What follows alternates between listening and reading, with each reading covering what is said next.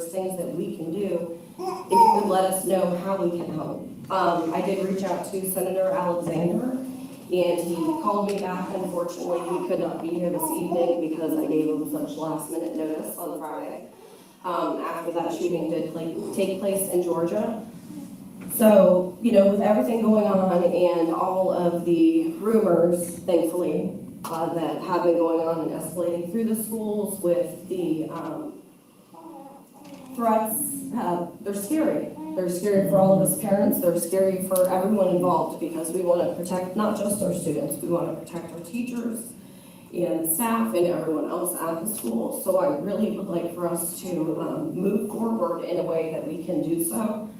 I know that, as I said, money is a huge issue. Another thing too is that with these systems in place, people are worried about deterring or holding up a line. It takes a long time to move people through, but with the education that I, learned, you can really kind of cater to what you're looking for, something as small as a vape or something like a handgun. So it's not going to hold up the line and make people, take forever to get through, to get into school, depending upon what it is you're looking for. Some of these are portable. You can move them to the football field so that it can be used out there as well, or another sporting event. So it's not just for the school, but also different functions that take place at the school. And I think too, with people knowing that it's there, it's kind of like when they see the cop car, it's a deterrent.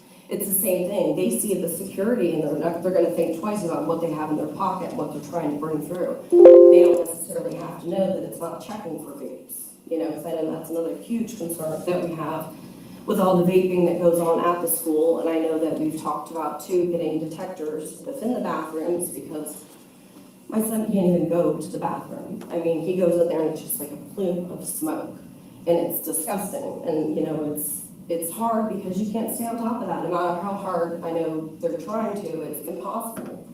The kids have them on them, they're easy to hide and hard to find.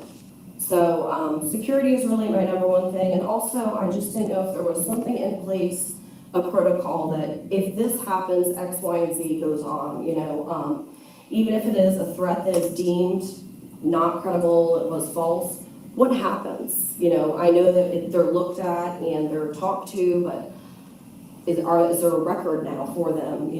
Moving forward, I would just kind of like to know, and I tried to Google it, I tried to look it up on the website and try to find out more answers, but I think transparency is always the best thing, and I love that that has grown over the years, and we do have a lot more of that with them reaching out, letting us know what's going on, and I appreciate that as a parent because rumors start, as we know. If we don't know what's going on, we can talk, they go to social media, whereas if we get answers and it's directly from the source, then it just puts it down. So that's all that I wanted to share, and I appreciate you listening. Ms. Thomas.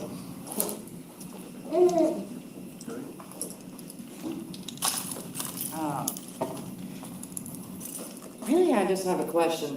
I'm Sasha Thomas. Sorry, I'm a quality lead tech. I'm just new to the area too, the business. But I have a question about empathy and morale and just overall ethics, what we're doing in the schools. I had a meeting at Walhalla High School with Officer Brooks, Mr. Morris, Ms. Wooten, and two of my high school students. And I asked the counselor to please describe to me what is her job description inside her role. And I'm being told they just help pave the path to success. And I said, what about the now? What are we doing for our kids' mental health now? And she couldn't answer that. She said, we don't really do anything with that. And I said, no disrespect. I told my kids, do not go to her. She is an extra person in the way. If you have a question or something happens, you go to the principal or you go to the officer. What are they there for? They're just an extra person in my kid's way. They're not helping. And I have a question about IEP and 504 plans. My kids are academically okay. They do well. But I have an older son who has mental health issues, who was sexually assaulted at Walhalla Middle School, who was also sent off to the hospital in an ambulance due to it by another male student. And since he doesn't have the IEP or 504 plan, they automatically dismiss him. Behavioral, in a nutshell, it's like he's just throwing him away. He doesn't have any special needs, so he's just behavioral. How do you expect for a child to grow and thrive and learn when that's what we're teaching them? That's why the 14-year-old showed up to school. That's why they do it. They don't have the attention at home. They're not getting it at school because they're not that special need. And I don't think that's fair. My son, I'm also being told about the threats, the rumors today. They couldn't really do anything because there was no proof. My son got sent to OA school last year over an allegation outside of school that if some child, I take in kids that have hard homes. I had 10 kids the past weekend. I take them in. I had a child stay there and wanted to say my son held a gun to his head. Officer McCall came, they dismissed it because it was found untrue. Why would the child keep coming back to my house? He got mad at my son. They still sent him to OA over an allegation that was unfounded. The entire school is now that he's back at the high school, all to him. You held a gun to somebody's head, you were gonna shoot somebody, you're psycho. Mr. Farmer at the OA school told people, and Officer Brooks backed it up, and the OJ RSA officer there, they said that my son was gonna be the next school shooter. Now, where is that fair? He also told my son's girlfriend there, don't date him, he's psycho, he's gonna be the next school shooter. Why are our staff and our officers talking to students like this, and like, what are our kids learning?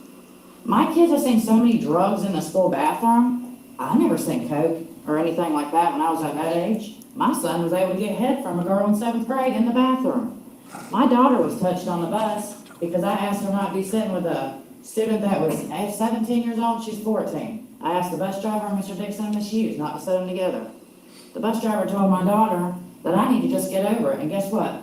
Allowed them to sit together, Miss Cobb, bus 307, where they were allowed to touch each other's private parts. But I was told when I called for a complaint that we're low-handed and that we just said they don't have bus drivers. But my kids are a problem because they stand up for each other. The high school, we have students in there asking the guys if he can touch their penis. Was literally in the bathroom the other day. My student had to go get a teacher and say, hey, can you please ask the student to quit asking us men in the bathroom to see our penises? My son is very, again, sexually assaulted by a male student. He has issues with that. And I don't care what you choose to be, but if my son was to look at a girl student and say, can I see your top half? That's automatic sexual harassment, suspension. But we're allowing these, I mean, I'm just gonna say, the gays go in the bathroom and ask these male students to look at their penises, and it's dismissed. But the homes are the problem. It's the school too. There is no empathy. There is no guidance. It's just babysitting. They're going and they're seeing this whirlwind of stuff, and we got to stop. Well, we are going to keep having kids that are 14 shooting up schools. Somebody's got to care. Somebody's got to have empathy to finally say, I care about you. Somebody. And that's what I really want to say. I just need one person. You seem very, I feel everything. You seem like you're listening. I need people to listen to understand, not listen to respond. And I really hope that you take that in because this really is happening. With our staff, with the school bus drivers, this is happening and it's a problem. And that's what I have to say. Wow. Wow. Barely got my headphones back on. I mean, I listened to it the first time. I am totally blown away listening to every word that she said that is going on. This is a parent. And I mean, I have to be honest, looking at you, Cathy, I am a little speechless. I don't know what to say. As a talk show host, when I hear stuff like that, it makes me cringe It's cringeworthy. to know that this is where school and this is where we're at now compared. You and I have been out of school 30 years. Yeah. I can honestly tell you that I don't recall ever going in the bathroom and seeing somebody show their penises. Or then I hear the story about this sexual assault that no one knew anything about happened, and then the kid had to go via EMS to the hospital because of it. You went to Seneca. Right. I graduated Seneca. I went to Seneca schools. There's a whole book about Walhalla and sexual assault. Yeah, you're right. I think we had this conversation last year. You're right. We did. There's a whole book about Walhalla and sexual assault. I mean, if this is happening here, one would stand to reason that what's their home life? What's going on in home? I don't think. Wait, what you mean? The person that's assaulting the kid? Who knows? And there's two types of people that sexually assault people. It's people who Are being assaulted themselves. are being assaulted, and it's a crime of opportunity because that's what they've been taught. And then there are people who are predators. Morgan says, I've been out of school 10 years, and none of what she said was a part of my high school experience. And that you've been out 10 years. I've been out 30. Your mom and I have both been out 30 years. And I'm sorry, the biggest thing that we had to worry about was... It wasn't part of mine, but it was part of people's that I know and that I went to school with. It happened. Just because it didn't happen to me doesn't mean that it didn't happen to people that I know. I'm blown away with that, listening to that. I'm still in, as much as I follow our schools and much as I care about our kids, that right there really... And just to be quite honest, some of the same people are at the district. So... That was a part of that. That knew what was going happened on then and probably know what's happening now. So, I mean... Let's go back and finish up. There's a couple of others. Yeah. I had to stop the video when I heard that and was listening to that. It just absolutely... And I'm pretty sure she may have said some names. It shook me to the core. I mean... Did she not say some names? I couldn't hear... I mean, the level, remember, his audio is really low. Yeah. I didn't hear the names. I just listened to her, what she was saying. And, it did appear to me that three of the board of trustees were just fixated listening to what she had to say. So anyway, let's go back and finish up here and let's listen to the next one because I was blown away.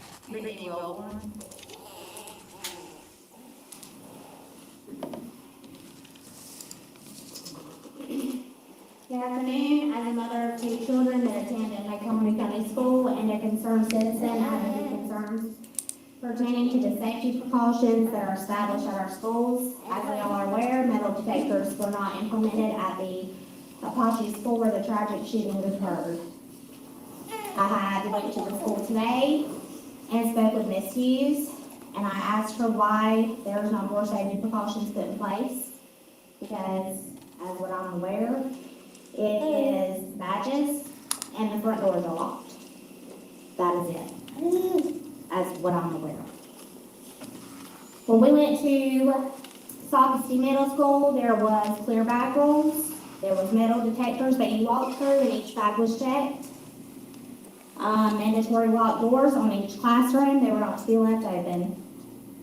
The resource officer patrolled the hallways, and of course all doors were to stay locked and shut.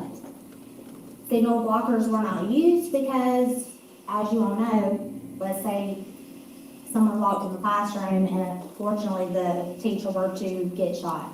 How would our children be able to contact us or 911? Handheld metal detectors were also a thing. I do think that parents should be notified as soon as the threat is made. That did not happen today at either the high school or the middle school. It was done afterwards. I found it out on Facebook from parents. Phones should not be banned. Should they be put away? Yes. But my child will bring their phone to school. If it comes to a point where you say my child can have their phone at school, they will not be at school. Also, they are focused more on attendance than they are the mental health, because my child, one of them, feels anxiety severely bad. And this school shooting that just happened recently is everywhere. Obviously, social media, everybody at school is talking about it. Her friends, everyone is scared. The students are scared, we are scared. I literally cried the other morning, put my kids on the bus, and begged God to please keep them safe while they were at school. And I sent a text to them like I do every single morning. And knowing that that was the last text that those kids got at Apache, and it could be us, because I could literally walk in the school with a gun in my bag and nobody would know it. There is nothing to detect weapons. There is no check of the bags. There's nothing. So I feel like that is something that needs to be put in place. Guidance counselors counseling our kids. I really hate to put this out there, but I'm being honest and raw. My son tried to commit suicide while he was at school last year because of him not being able to understand. He has a 504 plan, and he was getting behind in his classes. He couldn't understand because he learned slower than other children. So he was overwhelmed. He was failing everything. And that was his way of dealing with it. I do not know why, but that was. The guidance counselors from school called me and let me know about that, and I went up there, and there was very minimum questions, very little empathy. I've asked for an IEP meeting. I got one, and they denied him because he missed too many days of school. But my child tried to commit suicide because he did not have enough help and understanding. I do not feel like that is right, and I feel like if you can do that, I can teach my kids at school better than they can go to school. Also, it is held against them for them having to take mental break days. As we all know, as adults, we have to take mental break days, especially this day and time. And after his incident, it was held against him for having to leave school early. I do not find that right. Also, I looked into the grants that are given for walk-through metal detectors or safety precautions. There are 5 grants that I have down here that give up to $20 million from what I've seen. And going back to the safety, clear bags, locked doors, bag checks, walk-through metal detectors. Walk-through metal detectors are from $11,000 to $5,000. If we can't get a grant for it, then we can make a fundraiser. We pay taxes. Also, my son plays football.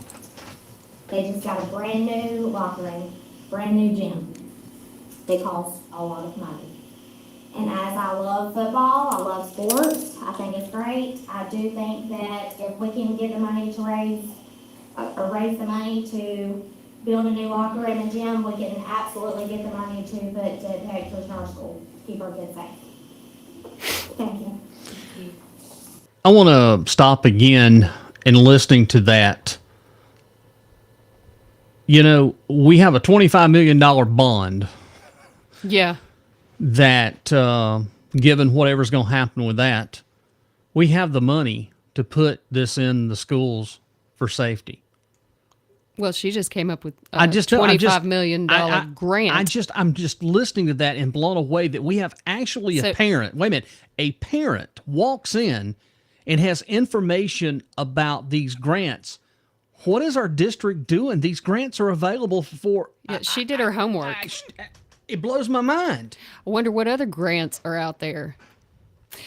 And that bill is obnoxious. You pay taxes, and you're going to cut off a woman who's there pouring her guts out because her son has tried to unalive himself. How dare you turn on that stupid bell in the middle of her? She is near tears, you know, telling you that you wouldn't help him when he needs help, and it's your job. That's what you're paid to do. You're paid to help him, and he couldn't get any help from you, and you turn that bell on her? Shame. Just shame. Just ugh.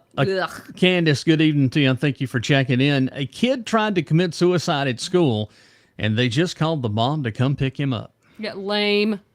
Weak and lame. I mean, just...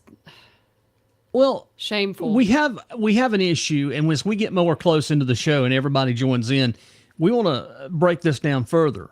I'm learning a whole lot tonight that really is now concerning to me. How do we proceed? What are we going to do? Do we have the right people in charge of the school district? We need somebody to come in federal, because what she was saying and what the lady before her was saying was, we have needs. They're not being met.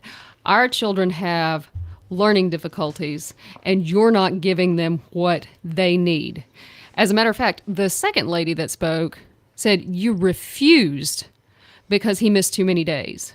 Okay? And what I find, and I'm going to make this about me for a second, what I have found with IEPs is it's as clear as mud. And you don't have anybody explaining it to you. It's like trying to untangle Christmas lights that are in a ball. And they're not obligated, evidently, to explain it to you. And I feel like I'm not completely stupid, but I can only imagine someone who is the least bit challenged, which when you have disabled children, stands to reason that their parents might be disabled or at least learning disabled, trying to navigate an IEP meeting, and get the accommodations that they need for their child.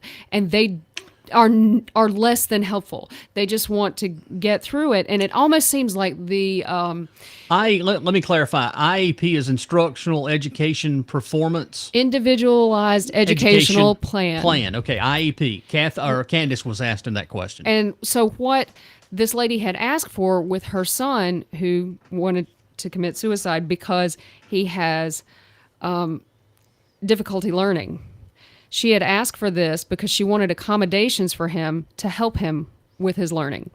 That could look like a longer time to take tests, someone to help tutor him. You know, it could be a whole bunch of things. But the bottom line is you have to have this big, long meeting, and they'll have a team. The team will be about 7 or 8 people. It's very time-consuming. And they don't want to have to do it if they don't have to. Well, it seems like to me that, was it last year we went through something like this where Dr. Thorsland was making the statement that he felt we give out too many of these IEPs. He made that on record that they were more scrutinized. Well, yeah, let's just pretend that kids don't have needs. That'll make it better. That'll bring your test scores up. Well, I mean, if we've got these parents, stupid. if we got these parents right here that are coming forth and they're speaking of what's going on, they're asking for help. They're asking for help from the school district. And that's the school district's job. That seems like to me that there would be a situation now where the school district, if they wanted to do something, this is the perfect time that they need to start having these conversations and saying, look, okay, wait a minute, is this part of the issue that we've got going on in the schools? Because if we can correct this now, we might be able to prevent a potential tragedy later on. Because if we go back several years to when we had the shooting in Townville, at the elementary school in Townville, that gentleman or that kid already was showing signs of issues when he was in the Oconee school district, and they just kicked him out and he had to go to Anderson. So here's a pattern here of things that have led up to where we're at right now with all of these threats. And again, as I just told you, if you're just joining us, we have another threat that they found it unfounded. But it sure is amazing to me that we're jumping on the bandwagon now when we should have been on the bandwagon years ago. We knew this was coming. We knew that we had an issue. And it took a tragedy an hour and something minutes down the road from us for kids to lose their life before we up here knew we had a problem. And now we're starting to, well, maybe we do. Well, but we knew that. Did we not know we had a problem when Townville happened? I think we did, but I still believe they wanted to ignore it. Because there's nothing more frustrating for a kid if they do have difficulty in school than not getting what they need. Whether it be like a kid that's being abused at home and they're not being helped out of the situation, or if they don't fit in at school or they're being bullied and they're not being helped out of that situation, or if they have a learning difficulty and they're not getting help for that. Is that not going to make a child incredibly angry and frustrated and unhappy with where they're at? Now, that's not an excuse, but that is a reason. And the question is, what is the school's obligation and their role? I mean, when I went to school, before I moved here, we had guidance counselors. They had degrees, actual degrees, and they were certified counselors, not career counselors, not what do you want to do when you grow up counselors, but how do you feel and why do you feel that way kind of counselors. I have to tell you that my guidance counselor was Mr. Al Robinson, and he was a fixture around here for years. He was principal, and then he became a guidance counselor. And I have to say that Mr. Robinson was one of the greatest men that I ever met, because he did guide me through a lot of issues as in my teenage years, because I had a parents that got a divorce when I was 16 years old. And, you know, as a teenager, that was more, I couldn't thank him enough, because he knew what I wanted to do with my life. He knew that radio was important. That gentleman was a guidance counselor. Right. We had guidance counselors back in the day that took a genuine interest into, you know, not only making sure that you got the things you needed in school, but generally you could go sit down and you could go talk to them. It wasn't shunned. It was more accepted and open. You know, hey, look, if you got a problem, come see us. Right. And it's somewhere along the lines, we took a turn for these guidance counselors, and they've turned into career counselors. Right. It's more about making sure you get into this or that, or get into, sometimes I think we've put way too much emphasis on college and not put enough interest on just getting through, making sure that you're educated and doing the right things. Yeah. Finding a job. Somewhere along the line, that changed. And every time now that you have an issue, it just doesn't seem like that, you know, if you want to have a career and you want to have to talk about your education, fine and well, but when it comes to, if I'm seriously having problems, what happened to these guidance counselors? Well, I agree. I and agree. like I said, we had, and I didn't see them so much when I moved here, but we had them at school because I had friends who, whose parents were divorced, and they would go see them like once a week, see the guidance counselor. We had kids who would lose a family member. They would go see the guidance counselor. I mean, they were an actual counselor, and that was their role in the school. You know, they would take the kids out, just like if the speech therapist came and saw, you know, the kid, they would take them out for their outside session. I don't think they do that here. It doesn't seem like it. And just listening, and the parents are the ones that I'm paying more particularly attention to and what they're having to say, because these parents are actually on the front line. They're dealing with this. Yeah. And if there's 2 or 3 parents saying this, it makes me wonder and makes me believe that there's a whole lot more going on within the school system with children. And maybe this is part of the problem. Well, and it stands to reason too. Like they're both asking for help in the same way. And like I said, I have trouble with the IEP thing. It would stand to reason maybe the thing to do would be to have like a countywide meeting and explain that to folks. Explain, what is it you have to do to get accommodations for your kid? What is the big flaming hoop that people have to do to get help for their kid? Well, let me bring Nikki here is up on the screen, and she shares some information here. So, Nikki, I appreciate you sharing this with us. Unfortunately, IEPs can be complicated. IEPs must be reviewed every school year by law. If parents need help, you can get a special education advocate for free from the State Department to help you. Sometimes accommodations cannot be added because they do not fit the medical diagnosis listed in the IEP. Schools are legally not allowed to do certain things. We have both guidance counselors at our schools and mental health counselors in our schools. Our kids spend plenty of time talking about issues with our guidance schools and departments in our schools. To get an IEP, you must have a medical diagnosis. Well, if someone, to me, tries to attempt suicide, that is a depression, mental health illness right there. That's a dead ringer for that.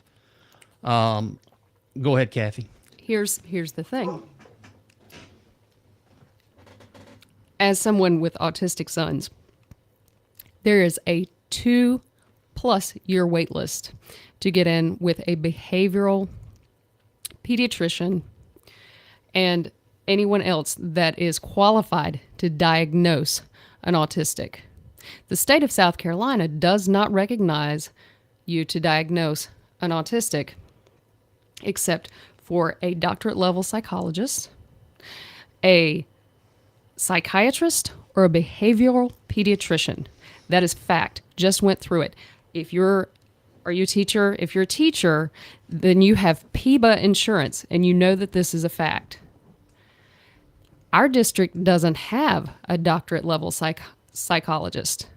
How are autistics supposed to get help in the school system and get the accommodations? It's a catch-22. They can't get accommodations and they can't get changes. All you can do is get a developmental delay.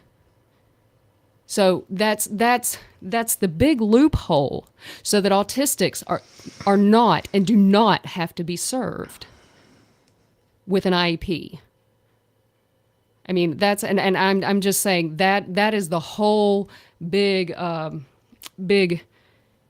don't know what you would even call it. Well, it's a state. Nikki's right here. This is a State Department of Education issue. This is a State Department issue for and sure. They're more worried about banning books than they are about serving children. Yeah. So and I can totally see how a parent like these two parents here Are frustrated. well, they're going to be losing their minds. They are. I mean, your child attempts to kill themselves, and you can't get any help. Some are on answer your questions. Isn't IEPs for learning disabilities? Well, that's true. That's what they're designed for. Learning disability. A learning disability. But what emotional. else? I think it can be emotional. Right. Yeah. Yes. Absolutely. So I mean, and it's not. I mean, I just know about autism because my kids are autistic, but it can be a lot of different disabilities. But yeah, so when you don't have people that are even qualified to get you there, how are you supposed to get the IEP? I don't know. I don't have the answer. Well, I do want to go ahead. There's one more public speaker from Monday night. I want to go ahead. Did we miss one? Yeah, I think we've got one more coming up. I think we do. We've got one more coming up. So let's go ahead and give it a listen.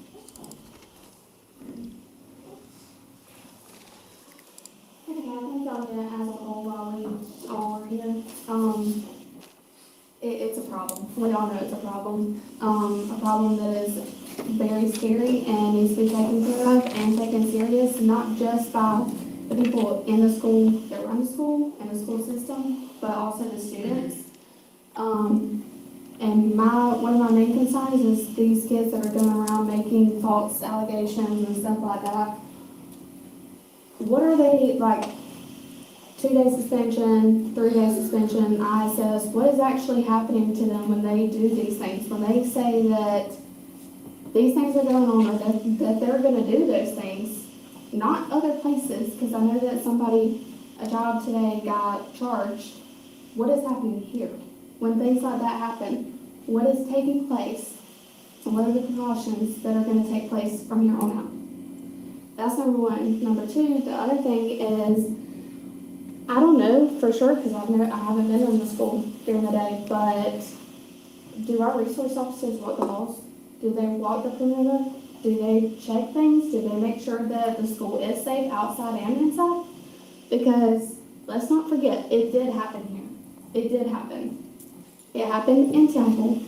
A lot of parents and other people are under the impression, and I think it's they want to make themselves feel safe of sending their children to school, but they put in their heads that it can't happen here. It can't. Those other parents that it happened to in Georgia, they probably thought the same thing.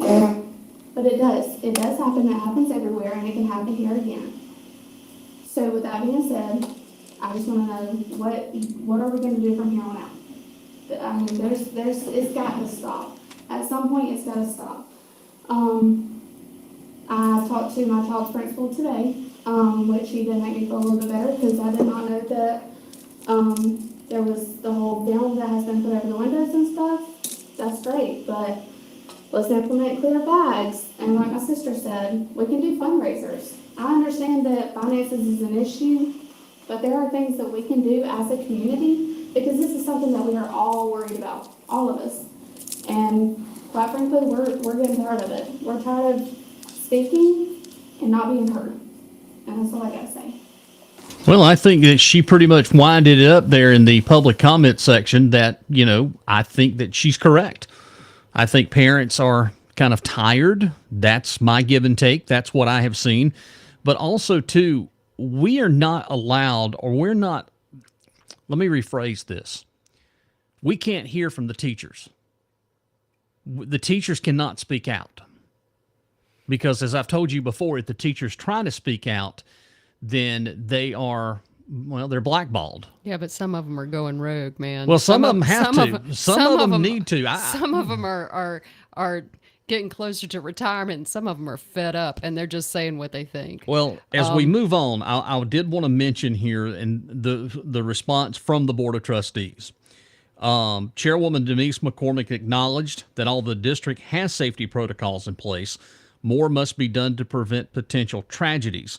Echoing McCormick's statements, other trustees, including Amanda Holder, Megan Ketterman, stressed the importance of educating students on the consequences of their behavior, especially in the context of social media, which has become the breeding grounds for all these threats and misinformation, from Snapchat to TikTok, all of this. This is where we're at. So, again, the thing that I hear most is about the issues about the detectors, the metal detectors in the schools. So we're spending millions and millions of dollars. I'd like to know about this gym. Do you know which school this was that this new gym was built? No. I didn't know anything about it. But, if we can build that, we can outfit these schools. We can start at the high school and get these put in the high school, and then we can work our way down to the middle school. I'm not sure that we need to go as far as elementary school, but I think, at least start in the high schools, have it there and move down. Look, if they wanted to do this, they could do it. There's no question. The money could be found tomorrow. If they want to do a pet project, the money could be found for this tomorrow. My big question is this. They had metal detectors in other districts. They brought the metal detectors out for graduation last year. 30 years ago. They had, just look at Columbine. Columbine had cameras 25 years ago. Why do other schools have cameras and metal detectors, decades ago, and we can't get cameras and metal detectors? Metal detector is $2,500.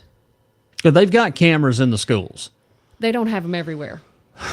Because remember, that was one of the complaints and one of the big blow-ups, like a little while back, because one of the elementary schools has a city park backed up to it, and the kids were complaining about some creepy guy watching them while they were playing. Where was this at? It was...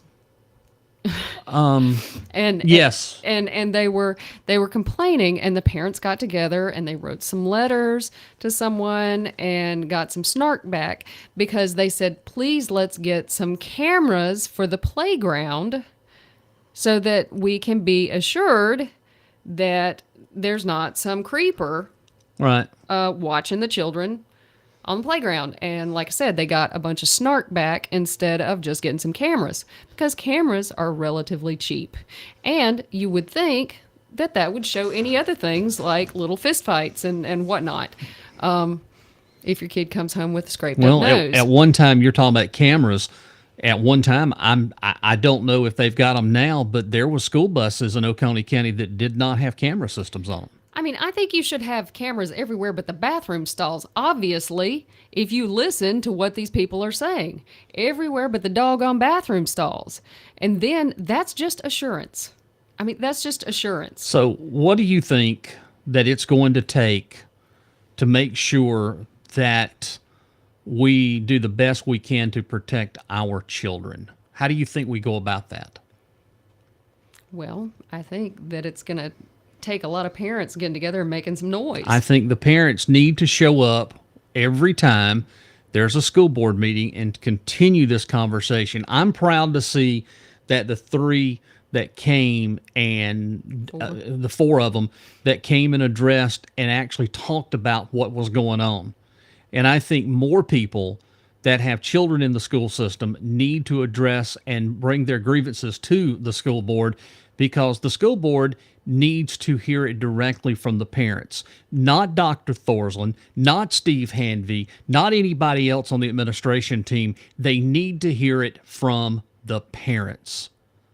The parents is the ones that need to be there telling the stories of what their kids are going through. And I'll tell you this, I even recommend the students going.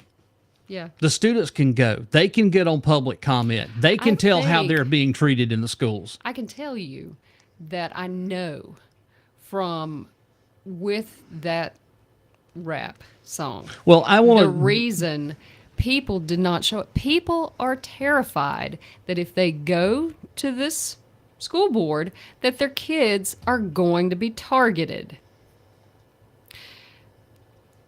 And what does that tell you about the school system? Well, I mean, you're right. What does that tell you that people feel, and that has to be rooted in some reality for so many people to feel that way?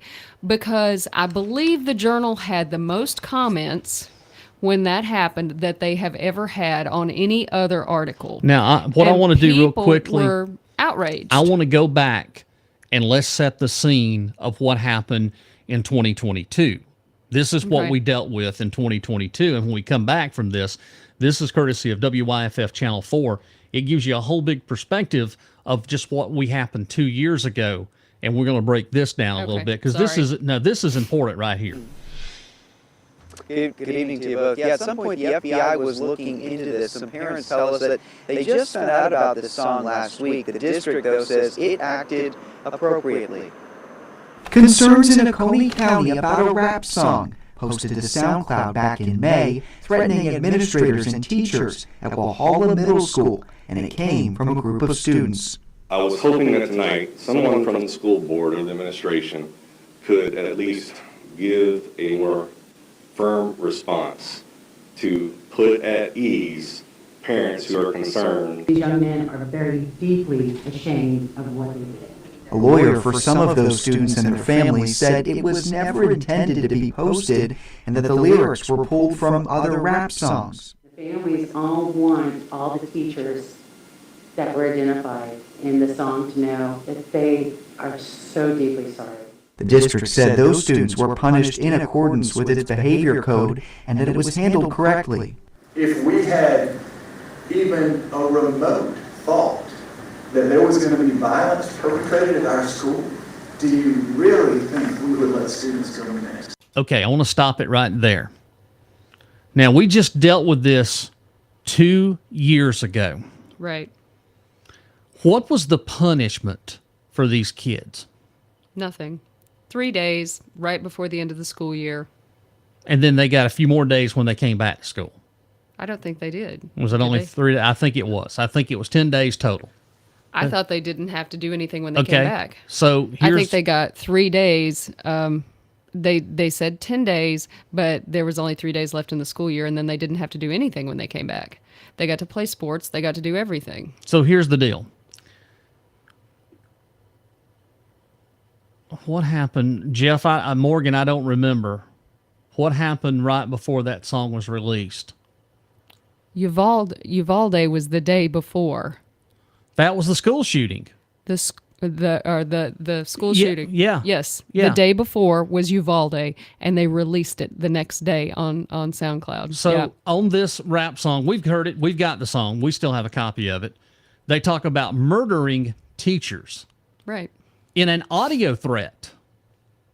But yet all we're seeing now is just threats on social media. Now, you tell me, if this rap song was released right now, what would happen? They call up Roberta Barton and have her lawyer up and apologize for them. That's what they do. But I'm just serious. So does it seem like we're treating everybody ethically in this whole thing? No, I mean, absolutely not. I mean, but then we have the superintendent make that statement right there. So what's the difference between now with these threats and then what was done 2 years ago? There's nothing. They're a threat. You have a rap song that talked about murdering teachers with names. And sexually assaulting their daughter. Exactly. Yeah. Exactly, Cathy. Yep. There's nothing different between what's going on now, but it took a senseless shooting in Georgia. You would have thought they would have learned their lesson in Townville. And that's been what, 5-6 years ago? No, it's been longer than that. 2016, wasn't it? It's 7 years. Yeah. 7 years. You would have thought that would have been so close that we would have learned our lesson. But no, we didn't. It kept going on and on and on. And then finally, right down the road from us in Atlanta, Georgia, this. And now we're finally getting stuff. You're right. Now, I will say this. She's exactly right. You're right. It was a different board. She was not on the board at the time that this happened. I have to admit, I'm a big fan of Coach Holder. Yeah. Because I really do like her. I grew up with her at Seneca. Fine teacher, fine coach. But what made them not? You have to question what made them not kick it down the road to the FBI. What made them actually press charges? Because the school didn't have anything to do with that. We all know. We all know whose kid it was. Yeah. We all know. Well, it was more than one kid. It was more than one kid. But the ringleader of that, we know who it was. That was that is the least kept secret in Oconee County. And the thing of it is when you release things on social media, and this is one of the things that the board pointed it out. When you release things on social media, your anonymity is gone. Mm-hmm. It doesn't matter that you're underage and that the entire community is giving you a courtesy. Your anonymity is gone. It's just a courtesy at this point because you put it out there. You put it out there. I really hate to say this, that it's sad that our generation of kids now that are growing up, they will never get to experience our generation of what we did. We were able to go to school and didn't have a fear of being shot at or killed. We got to enjoy our high school years. 30 years ago, we could, we got to come and do things.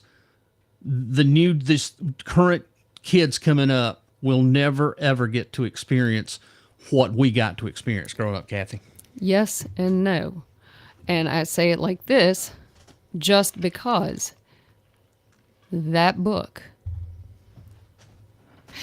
and in a way, it looking back, maybe people have over romanticized what it was to not have cell phones. And I oftentimes question this no cell phones at school thing because maybe having cameras everywhere will prevent some people from getting hurt. Because as you can see, there have been a whole lot of adults caught having inappropriate relationships with kids.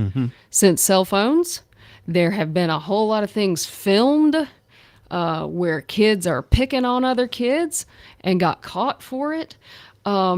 So there are good things about social media and cell phones. Well, I'm concerned about that in general, the new rules that are supposed to be going into effect. You know, a high schooler, I think that during certain times, you know, like at lunch or anything, they should be allowed to have cell phones. I Yeah. mean, that's just the generation we're in. Unfortunately, things And changed. you think about with these school shootings and stuff, if you look, a lot of times, how are these kids gonna call for help? If you look at that school shooting, the last thing that kid that passed away did was text his mom. What if he didn't have a cell phone? You ban all the cell phones. She wouldn't have anything from her kid. I mean, so are they the evil? Maybe, but Well, you know, tell then that to the again- guy that was aboard the airline, the plane that was going down when he picked up his cell phone during the 9/11 to call his wife to tell him he loved her. And he was dying. Exactly. There's good and there's bad. So, I mean, I think there's balance. You know, I think there's a balance to kind of strike somewhere. I don't know. We got to find it. We got to find the balance. Well, but I think there's good and bad to both. I'm thankful to see, again, as I said earlier in the show, I'm thankful to see the parents come and speak and let the board know. And again, I can sit here and say this with certainty that Amanda Holder knows what's going on. I can tell you right now that my representative, Sandra Sloan, she knows what's going on. Megan, I think Megan knows what's going on. I didn't see Buddy there Monday night. Buddy wasn't there. But I think that the board now is understanding what's going on. And I just hope the parents can continue to convey the message of what their children are going through. I think the board needs to hear this. And I think the board as a whole will be able to do some constructive stuff and make some changes. I think that they're already making those changes about putting these metal detectors in. You know, I think they need to make. I think they need to do something to make it comfortable for parents to come. I think they need to reach out, do some sort of community outreach, and make them feel as though they should come and they are welcome and that they want their feedback and they want to hear what's going on with them. I think it's time for the board to hit the road and do town halls in Oconee County. That would be great. I think they need to go to Walhalla. They need to come to Seneca. They need to go to West Oak. We need to go to Fairplay. It's time to take the school board out and let them get into the community and hear what's going on. And rather than doing like bouncing things off of each other and doing these surveys, these digital surveys or whatever, do those town halls and just open-ended ask, what can we do for you? And listen to the answers that you get. Then take those back and make some formative decisions. Yeah. Because right now, I think that we're and then in do your digital surveys. Yeah. You know? Did the school calendar get approved, by the way? I know that I don't think it's going to be August the 1st that we're going back next year. I think they pushed it out a little bit. I don't know. And I've heard many parents talk about that this August 1st start was just horrible this year. And again, Yeah, ruined vacation. it did ruin a lot of vacations. Because we always start early. Yeah. Anyway, so we were there in July. I mean, I get the concept that you want to try to have exams done before December, but here's the deal. We didn't do exams till after, and I don't see the issue in it, you know, and we didn't go back to like, August 25th, something where along the lines. Yeah. I mean, you know, you still got half of the summer left, and you're pushing this. I'm not a proponent of year-round school. Yeah, I never will be a proponent I of want a year-round break. school. I want a break, and I think Yep. kids need a break from Well, this. it used to be like you got the summer off because kids actually went and like spent the Yeah. summer with grandparents, Yeah. you know? All right. Well, we're coming up to the end of the show. We're happy to be here. We're going to get them back on a normal, regular schedule with our new show here called Talk Oconee, and we're going to continue to highlight some of the things that are happening in the county and have discussions on a weekly basis. But there is going to be some changes, and I think these changes that you will like, and we want more and more of your participation in the show. We want you to comment like you've done tonight. I appreciate everybody that's got on here and commented on the show tonight with your ideas and thoughts and opening up that to the community. That's what Talk Oconee is going to be about. And again, we will have probably another show coming up here.